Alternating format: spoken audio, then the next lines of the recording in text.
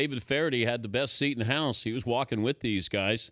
Let me start with 18 and work my way back here, David. How dark was it on 18 by the time Rory was walking to the 18th green?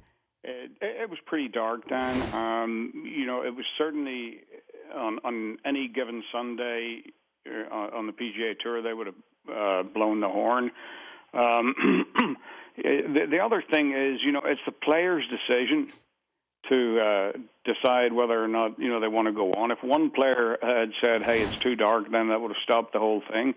It was unprecedented, that the PGA of America decided that they were going to, dictate, that particular policy. Having said that, the weather forecast for this morning, not that you can rely on it, wasn't great either. So I think there was a general sort of sense of urgency to get it done. But it was very dark, behind the clubhouse where the sky was black, and there was actually a bolt of lightning at one stage. And, our cameramen have their irises wide open and make it look a lot brighter than it actually is. It was pretty gloomy. I don't know. I thought Phil Mickelson chose his words carefully, but I don't blame him for being upset. It's not his job to make sure Rory finishes. No, absolutely not. Was he upset? I'm not sure that upset is the right word. I think, maybe it is. He was miffed. That he thought they were going to call them up off the tee, and then they were going to finish out and at least have the chance to apply some pressure that way. Did he have a right to be miffed? Yeah, oh yeah. Yeah. Yeah, absolutely. I thought he was very gracious in his speech, as was Rory. The whole thing was what might have been the most perfect afternoon of golf I've ever been involved in. And Valhalla, no matter what anybody thinks about the golf course, is really just a very special venue. For some reason, it brings out the best in players, and the crowds in Kentucky they're just insane. About 50% of them were hammered, but they were the right kind of hammered. They were quiet when they needed to be and loud when they needed to be. They're just great people. Now there was a moment where. What was it, Saturday, when Jason Day couldn't find his ball and he's going through, it's a river runs through it. He's Brad Pitt walking through there with his shoes and socks off and his pants rolled up. But you were helping him try to find his ball. Are you allowed to be helpful? Yes, absolutely. That's the nature of the game. One of the things that makes it great. Actually, he and Colin Swatton, his caddy, he told me afterwards, they were just going to take a drop. He didn't think it was worth going over there to look for it. And in retrospect, I was probably wrong to be first over there. I just assumed that they were going to look for it, and I waded through that river. I didn't take my socks or shoes off, which was a serious mistake because I think I grew a mushroom somewhere on my left foot between then and now. I went across to look for it, and then, Colin Swatton obviously thought, well, if he's going over, I'd better, I'm the caddy. And, between the two of us, we found it and then lost it again. It was pretty bizarre. And one of the great powers I've ever seen. He's David Feherty. Feherty returns next Monday on the Golf Channel at 9 Eastern with special guest former New York Mayor Rudy Giuliani. We keep waiting for the next, and we get tempted by saying this guy's the next. So I'll ask you, is Rory now officially the next? Well, I'll tell you what. If someone had told me 15 years ago that I was going to see similar golf to that which I was watching at that particular point, I would have told them they were out of their minds. I was completely wrong about Tiger Woods, not about Tiger, but about whether or not I was going to see it or my children were going to see it. The difference is, Dan, that Tiger's career, if you look at it, some of the spectacular shots that he hit that other people just couldn't hit were recovery shots, and this is a kid that doesn't even need those. because he keeps hitting it 340 yards down the middle of the fairway. He is absolutely astonishing. And I've watched him over the last 3 or 4 years turn, from a kid into just a cold-blooded. When he puts his golf shoes on, he turns into an assassin. Well, you call him a baby-faced killer.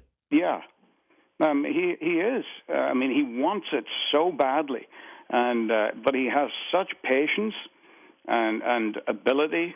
The ability to focus at the very time you need it most.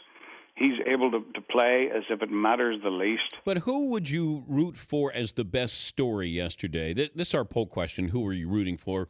Ricky, Rory, or Phil? Take yourself out as somebody who covers golf. Yeah. The best story yesterday would have been Phil winning, Rory, or Ricky. Boy, that's a really tough question because all three are great stories. I think Rory with it being 3 in a row, the last 2 majors, probably would have to trump the other 2. But to see Ricky Fowler, who is such a great kid, and one of the things we've got going for us, people say that golf is in decline. I think amateur golf is in decline. Yes. But professional golf, I don't think it's ever been in better shape. Okay, but explain this, David. When the guys are hitting 8 irons and 9 irons, 195 and 200 yards. Come on. Yeah. What the hell happened here? Because you guys are always amazed. You and McCord, you're going, I don't know, he's hitting a 9 iron. Well, I am amazed. But, the thing that even we tend to forget at times is it's still 190 yards. It hasn't got shorter. But if you look at Rory McIlroy now and comparing to Rory McIlroy, 3 or 4 years ago, he's or ripped. Jason Day. Yeah, they're jacked. Absolutely they are. They work at it. They're strong, and they're using this equipment that's light and fast. But don't you think this worked against Tiger getting too big? Physically, I'm not sure that he got too big, but I'm fairly sure that when he left Butch, and went to Hank Haney, that was the genesis of these problems he's having with his back. The way that he swung with Hank Haney didn't do him any favors. He won a lot of tournaments despite that. Because he had such a desire to do so and such physical talent and mental strength. But I think we're seeing the results of it now. And, I felt bad for him, especially on Friday, because he didn't need to finish on Friday, except for the fact, had he not, he would have been absolutely reamed by the press, some of whom are already suggesting, that he's faking this, or it's just because he's playing badly, that he's walking off the golf course. That is so not in his nature. He finished, and I don't know how much more damage he did to himself because.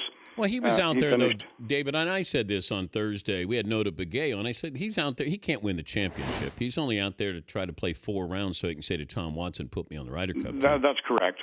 Yeah, but now he's not going to be on the Ryder Cup team, right? No. Even with all these injuries with these other guys, Duffner and Kuchar and Dustin Johnson on suspension. Yeah. He's not going to. Tom Watson's not going to put him on, right? No, I wouldn't think so. It would take a miracle. The only way that it could happen is if, Tiger, flew to Kansas, and proved to Tom, by playing with him or showing him, that he was physically okay and mentally strong or whatever. And I don't think he can do that in time. He's got to take enough time off, Dan, to get well. And he just hasn't done that. His desire to play and, he has this incredible willpower, and he thinks he can overcome what was a fairly serious injury. But he's got to stop trying to act 24 again and start swinging like you're 38, 39. That is exactly right. You've got, go back to Butch, please. Would he ever do that? I don't think so. Well, how good would that story be? The comeback of all comebacks, to go back to Butch Harmon. and it would be great. Yeah. It really would be great. And people have forgotten, how good Tiger Woods is, when he plays well. We haven't seen him play well for 6 years. Well, people don't like him. He's polarizing. We're fascinated by him, but people don't like him. Yeah, but they want to like him. Well, he won't let us like him. He's his social skills, I think, are he kind of wants in that department, and I think it's largely because of the childhood that he had. He wants to intimidate us the way he intimidated the tour. And if you intimidate the tour, then you can intimidate us because people would just bow down to him. Now people don't bow down. I mean, do we want him to do well? Is he good for ratings? Is he good for golf? Absolutely. But, people are moving on. Oh, yeah. Oh, that's the thing. It doesn't matter how good you are. Edward R. Murrow, CBS fired him. There will be somebody that'll come along, that does the job. Maybe doesn't do the job better than you did, but is right for the time. And I'm not sure that anybody will do the job as well as Tiger Woods did in his heyday. But who has more of a chance to catch Jack, Rory or Tiger? Oh, I'm thinking Rory right now. Yeah. Yeah, I'm thinking Rory. I mean, he is astounding. With the grace that he has, he's like a ballet dancer. And people say golf aren't athletes. Take a look at that swing with the driver, and tell me that's not athletic. Look at it in slow motion. It's a beautiful thing. For me to be part of his up and coming, as well as Tiger Woods' career, you know how much fun my job is. Yeah. It's amazing. David, good luck with the new episodes of Feherty, and we appreciate you joining us. Thanks, Dan. That's David Feherty, CBS Golf Channel analyst. Feherty returns next Monday on the Golf Channel 9 Eastern with former New York Mayor Rudy Giuliani.